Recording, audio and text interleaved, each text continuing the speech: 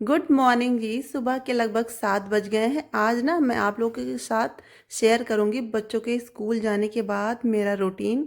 तो यहाँ पर 7 बज के 10 मिनट हो गए हैं और बेटा स्कूल चला गया है। तीनों बच्चे स्कूल चले गए हैं।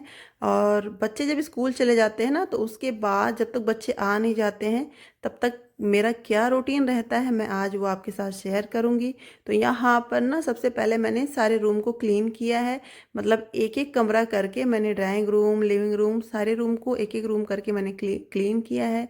तो सारा सोफ़ा सब कुछ मैंने झाड़ करके, क्योंकि इधर उधर हो जाता है, बच्चे रहते हैं तो इधर उधर बैठते हैं तो इधर उधर हो जाता है, सारी चीज़ें अपनी जगह व्यवस्थित नहीं रहती हैं। तो बच्चों के जाने के बाद ही मैं इसको करती हूँ, क्योंकि बच्चे जब तक रहते हैं तब तक लंच बॉक्स तैयार करना, बच्चों के स्कूल बैग को देखना, डायरी को चेक करना, ड्रेस को देखना, सारी चीज़ें होती हैं। तो फिर ये चीज़ नहीं हो पाता है। तब जब बच्चे स्कूल चले जाते हैं ना तो उसके बाद मैं बाकी सारे घर के काम करती हूँ। तो यहाँ पर मैंने बिस्तर को भी अच्छे से सेट कर दिया है और शूज़ रैकर को भी मैंने पोंछ दिया है, क्योंकि गर्मी का दिन हो आ गया है। तो फिर अब सारी चीज़ें ना बहुत जल्दी गंदी होंगी और मेरे घर के आसपास ना तो पूरा खेत ही खेत है, तो बहुत जल्दी इस पे मतलब सारे दरवाजे पे, सारे शूज़ रैकर पे, टेबल पे, डाइनिंग टेबल पे, सब पे जो है रोज़ का रोज़ धूल जम जाता है। पता नहीं कहाँ से मिट्टी आती है, मेरे तो समझ में नहीं आता। तो रोज़ इसको एक बार कपड़े से मुझे क्लीन करना रहता है। तो मुझे दरवाज़ा भी लग रहा था कि कुछ गंदा लग रहा था, तो फिर मैंने कहा चलो फिर इसको भी पोंछ लेते हैं। डाइनिंग टेबल पे सारे पेपर, सारे ग्लासेस, सब कुछ पड़े हुए थे, उसको भी मैंने समेट लिया और समेट करके मैंने सारा किचन में रख दिया है। तो फिर मैंने सोचा डाइनिंग टेबल, क्योंकि पता है जब टेबल गंदा रहता है ना तो मूड एकदम ख़राब हो जाता है, तो इसलिए टेबल पे बिल्कुल मेरी आदत है, अगर टेबल पे दाग रहा ना तो मुझे जैसे टेंशन सा हो जाता है। तो यहाँ पर ना मैंने डाइनिंग टेबल को अच्छे से क्लीन कर लिया है। सारे मैट को झाड़ करके और क्लीन करके मैंने फिर से मैट को सारे बिछा दिया है। चाहे ड्राइंग रूम का टेबल हो या डाइनिंग टेबल हो या कोई भी टेबल हो, अगर जैसे शीशे का है ना दाग रहता है तो टेंशन रहता है। और बेटियों ने तो अपना रूम क्लीन कर लिया, क्योंकि बेटियों कि मैंने बोला है वो जब सुबह जाती है तो अपना पूरा रूम क्लीन करके जाती हूँ। तो फिर बेटियाँ अपना पूरा रूम एकदम क्लीन करके गई थी, तो उनका रूम मुझे क्लीन नहीं करना था। उनका रोज़ का डेली शेड्यूल है कि वो जब जाती हैं स्कूल तो अपना रूम क्लीन करके ही जाती हैं। फिर उसके बाद रूम क्लीन करने के बाद ना मैं आ गई गार्डन में। तो मैंने पहले नीचे सारे पौधों को पानी दिया एक एक करके, क्योंकि उधर ना वो मोटर वाला पानी मैंने खोल दिया था, ठंडा वाला वो उधर हो रहा था। चिड़ियों को भी पानी देना था, तो वहाँ पर ना मैंने चिड़ियों को पानी खोल दिया है। तब तक उधर जब तक पानी भरेगा तब तक मैंने इधर सारे पौधों को पानी दे रखा है। नीचे पूरा मैंने पानी दे के फिर मैं एकदम ऊपर आ गई, सेकंड फ्लोर पे मैं आ गई। वहाँ पे मैंने सारे पौधों को लगाया था। मम्मी कभी कभी मुझे बहुत डांटती हैं, कितने ढेर सारे पौधे लगा कर रखी हो, परेशान होती हो। नहीं, बहुत अच्छा लगता है मुझे। सारी चीज़ें हम करते हैं बच्चों की खुशी के लिए, हस्बैंड की खुशी के लिए, लेकिन एक ये चीज़ है ना जो मुझे मुझे बहुत सुकून देता है। मतलब पौधों के बीच में रहना, उनके उनको पानी देना या फिर उनको देखना बहुत मतलब मेंटली बहुत रिलैक्स देता है। तो आप भी ना पौधों को अगर आपने नहीं लगाया है ना, तो अगर आपको गार्डनिंग का शौक है तो बहुत ही अच्छी बात है। अगर मान लीजिए आपके पास जगह कम है या आपने नहीं लगाया है ना, तो फिर आप गमले में या कहीं पे भी कुछ पौधे ज़रूर लगाइए। ये बहुत मेंटली रिलैक्स देते हैं, जो एक बोलते हैं ना स्वांता सुखाए, अपने सुख के लिए। तो ये अपने सुख के लिए है, ये मुझे बहुत रिलैक्स देते हैं। मतलब पौधों के बीच रहना मुझे बहुत अच्छा लगता है। तो यहाँ पर कम से कम मैं सुबह 1 से 1.5 घंटे तो बिताती हूँ। तो फिर मैं आ गई फर्स्ट फ्लोर पर और वहाँ पे भी फ्रंट पे मैंने यहाँ पर कुछ गमले लगाए हुए थे, जो भी हो पाया। और वहाँ पर भी मैंने कहा पौधों को पानी दे देती हूँ, क्योंकि अब आ गई है गर्मी तो अब दोनों टाइम पानी देना है इन्हें।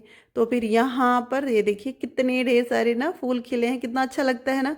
जब मतलब मेहनत रंग लाती है तो बहुत अच्छा लगता है। जब गमले में देखो ना फूल सारे खिले हुए हैं तो लगता है हाँ कितना अच्छा है कि हम इतना मेहनत की और फूल लगे हुए हैं। तो फिर ये देखिए कुछ फूलों को मैं ले आई पूजा के लिए। और चलिए चलते हैं अब नीचे। फूलों को ले करके मैं आ गई नीचे। और अब आगे का प्रोसेस ये करते करते मेरा 9 तो बज जाता है, मतलब 2 घंटे तो पूरा हो जाता है मेरा। तो फिर मैं इसको लेकर के ना फूलों को नीचे आ गई। और अब होगा स्नान ध्यान, तो मैंने नहाने चली गई मैं यहाँ पे। और नहा करके निकलेंगे, फिर पूजा पाठ होगा। सब करते करते तो लेट थोड़ा हो ही जाता है। तो यहाँ पर स्नान भी हो गया, पूजा पाठ भी हो गया है। पूजा पाठ करते करते सब कुछ करते तो 10 बज जाता है। तो फिर यहाँ पूजा पाठ हो गया और अब चलिए हम बनाते हैं नाश्ता। तो यहाँ पर ये देखिए सुदामा वाली पोटली, और इस पोटली में मैं आपको दिखाती हूँ कि क्या है।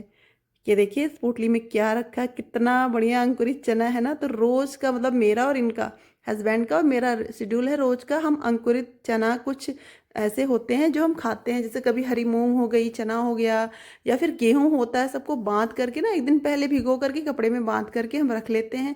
तो ये है नहीं, बाहर गए हैं, तो फिर इसलिए मैंने थोड़ा सा अपने लिए बनाया है, और बाकी को मैंने बांध करके पानी में भिगो करके रख दिया है।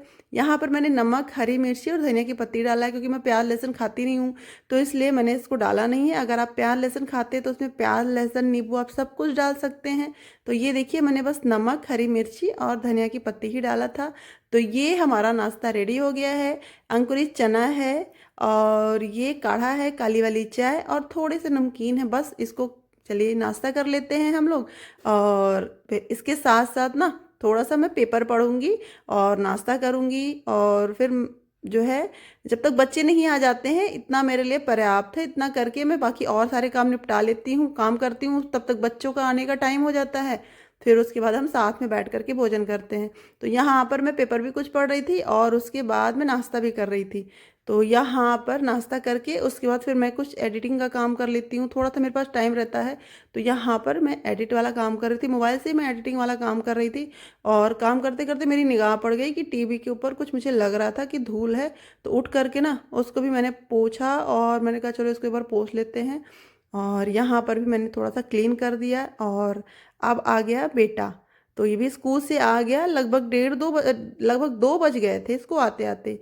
और उसके बीच में मैंने जो छोटा मोटा घर का काम था, जैसे कपड़े डालना, कपड़ों को लाना, और आज मैंने बनाया था ना ये सोया चाप, बहुत अच्छा लगता है, मेरे तीनों बच्चों को बहुत पसंद है। तो मैंने आज बनाया था सोया चाप, पराठा और आलू का रायता, क्योंकि बच्चे मेरे चावल दाल बिल्कुल नहीं खाते हैं। कभी हफ्ते में एक बार खा लिए, लेकिन उन्हें चावल दाल नहीं पसंद है। उन्हें रोटी, पूड़ी, पराठा ये ज़्यादा ही पसंद है। वो चावल दाल तो बहुत मुश्किल से खाते हैं, मतलब अगर आप उन्हें चावल दाल महीने भर मत दीजिए तो नहीं खाएंगे। तो यहाँ पर मैंने ना सोया की सब्जी, सोया चाप वाली सब्जी और आलू का रायता और पराठा लगा दिया है टेबल पे, ये देखिए प्लेट में लगा दिया है। अब चलते हैं हम लोग खाना खाने।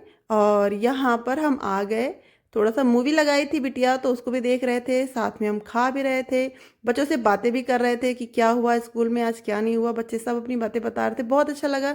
तो ये है बच्चे जब स्कूल जाते हैं उसके बाद का मेरा शेड्यूल। और अगर आपको अच्छा लगा हो तो लाइक ज़रूर